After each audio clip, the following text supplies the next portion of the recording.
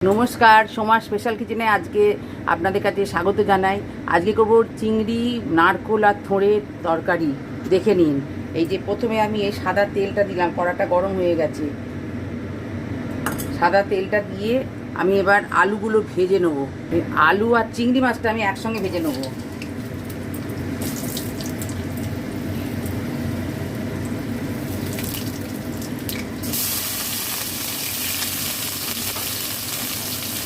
আলু আর চিংড়ি মাছটা আমি একসঙ্গে ভেজে নেবো এখন, এবার ভাজতে থাকি। আচ্ছা, চিংড়ি মাছ আর আলুটা আমার ভাজা হয়ে গেছে, আমি এবার সব তুলে নিচ্ছি। আচ্ছা, এই ভাজার তেলেতেই আমি একটু ঘি দিয়ে দিলাম, অল্প করে একটু ঘি দিয়ে দিলাম। দিয়ে এতে এই যে গোটা গরম মশলাটা ফোড়ন দেবো।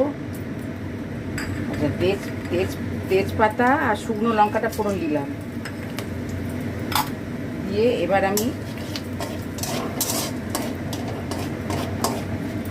এই যে আদা পেঁয়াজ আর রসুন এটা বাটাটা দিয়ে দিলাম।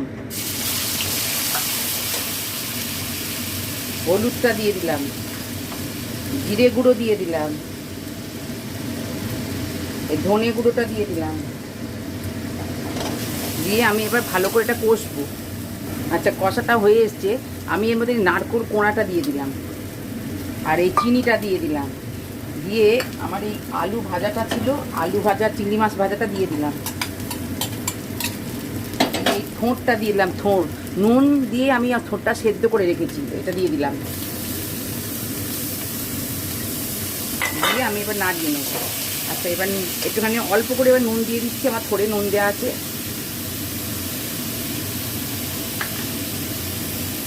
আচ্ছা, এটা আমি এবার ঢাকা দিয়ে দিয়ে আঁচটা কমিয়ে একটু হবে, 10 মিনিট হবে এটা। আচ্ছা, এটা আমার হয়ে গেছে। এবার ঢাকনাটা খুলে আমি এবার দেবো সাদা সর্ষে আর পোস্ত ওই বাটাটা দেবো। দিয়ে আর এই যে সসটা দেবো, টমেটো সসটা দেবো, দিয়ে এটা নেড়ে চেড়ে নামিয়ে নেবো।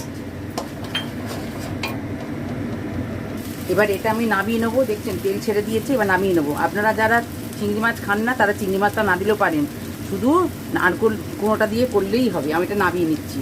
আচ্ছা, এটা আপনারা এরম করেই করবেন, এটা খুব সুন্দর খেতে হয়। একবার করে খেয়ে কমেন্টে জানাবেন।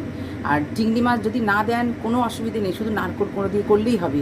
আজকের মতন এই পর্যন্ত। আপনারা লাইক সাবস্ক্রাইব করবেন। নমস্কার।